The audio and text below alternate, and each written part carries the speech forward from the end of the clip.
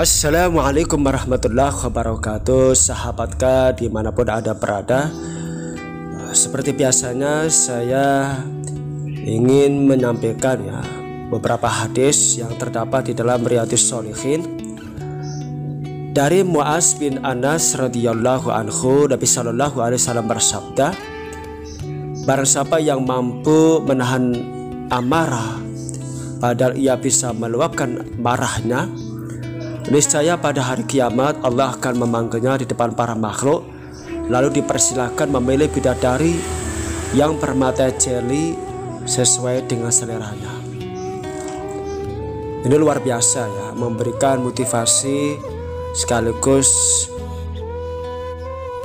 pertahanan yang kuat ya bagi siapapun yang memiliki sifat atau karakter mudah marah atau yang berusaha untuk meredam amarah. Jadi siapapun yang memiliki sifat sebagai yang mudah mendidih amarahnya atau berusaha untuk memiliki karakter yang mampu meredam amarah ketika menghadapi berbagai persoalan yang menyakiti hati, yang meresahkan, yang menggelisahkan Nah, ini ada sebuah hadis dari Rasulullah Shallallahu Alaihi Wasallam.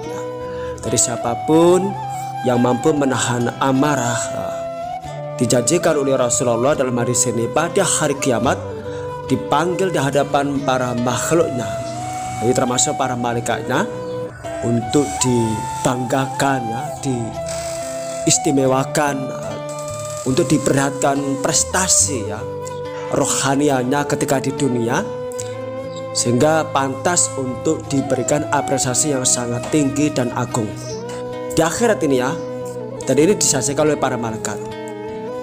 Nah, kemudian bonus apa yang diberikan oleh Allah Subhanahu wa Ta'ala kepada orang yang mampu menahan amarah padahal dia punya kemampuan, punya kekuasaan punya keleluasan untuk mengumbar atau melepaskan amarah kepada orang yang berusaha menzalimi atau menyakiti perasaannya. Bonus yang diberikan Allah nanti ketika di akhirat adalah dipersilakan memilih bidadari yang bermata jelita sesuai dengan selera hatinya. Wah, bebas gitu.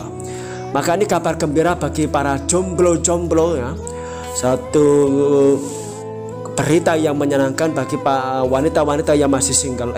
Ternyata nggak ada bidadari di akhir. Saya lupa ini khusus bagi laki-laki yang beriman kepada Allah Subhanahu wa Ta'ala. Dia punya amalan, punya karakter, dia mampu menahan amarah ketika di dunia dipermainkan, dia disalimi, dan dia mampu menahan amarah karena Allah yang memerintahkan, karena Rasulullah yang memberikan instruksi dan motivasi. Maka nanti di akhirat Allah akan memberi atau menyediakan bidadari untuknya yang cantik jelita. Wah, itu selera hatinya, sesukanya mau milih yang hitam, yang putih atau apalah gitu tapi bebas lah. Tapi yang jelas bidadari nanti di akhirat itu satu makhluk yang paling jelita gitu yang mampu menggiurkan makhluk-makhluk atau laki-laki yang ada di dunia ini. Nah, ini hadis yang pertama Jadi tahanlah amarah bagi para jomblo atau yang masih single, yang gak laku-laku untuk mendapatkan pasangan Amalkan hadis ini, maka bidadari bagimu. Nah, kemudian yang kedua, hadis yang diriwayatkan oleh Abu Hurairah radhiyallahu anhu. Rasulullah Shallallahu Alaihi Wasallam bersabda. Jadi para sahabatkah mohon perhatikan dan dengarkannya. Ini hadis dari Rasulullah Shallallahu Alaihi Wasallam. Tidak akan pernah berhenti. Allah Subhanahu wa Ta'ala akan memberikan cobaan kepada orang yang mukmin atau orang yang beriman kepada Allah Subhanahu wa Ta'ala. Jadi cobaan, ujian, kesulitan, musibah, hambatan itu entah kepada dirinya, kepada istrinya, kepada anaknya, atau hartanya, kedudukan, di perusahaan, di sebuah institusi, instansi ya, itu pasti ada cobaannya. Artinya manusia ketika hidup di dunia tidak akan pernah terbebas daripada ujian, kesulitan, musibah. Itu satu prinsip hidup, itu sudah menjadi tabiat daripada kehidupan di dunia ini. Jadi mustahil kalau kita mengharapkan hidup ini terlepas daripada masalah. Mustahil. Halusinasi. Ini saya pertegas lagi ya, mustahil dan halusinasi kalau orang itu berharap terlepas daripada ujian di dunia ini, karena hidup di dunia adalah medan daripada ujian. Untuk mengetahui sejauh mana keimanan dia kepada Allah Subhanahu wa taala, sejauh mana kebenaran daripada bahwa dia beriman kepada Allah Subhanahu wa taala dan akhirat. Tujuan Allah memberikan ujian kepada manusia, terutama kepada orang beriman, adalah untuk menghapuskan dosa dan kesalahan yang dia perbuat di dunia ini. Sehingga nanti ketika pada akhirnya di akhirat, dia akan bertemu dengan Allah dalam keadaan suci daripada dosa.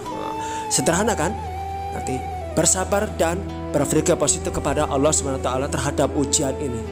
Penguat ya, di dalam Al-Quran Allah Subhanahu wa taala berfirman di dalam Quran surah Al-Baqarah ayat 155, dan sungguh akan kami berikan cobaan kepada kalian dengan sedikit ketakutan dan kelaparan serta kekurangan harta, jiwa dan buah-buahan.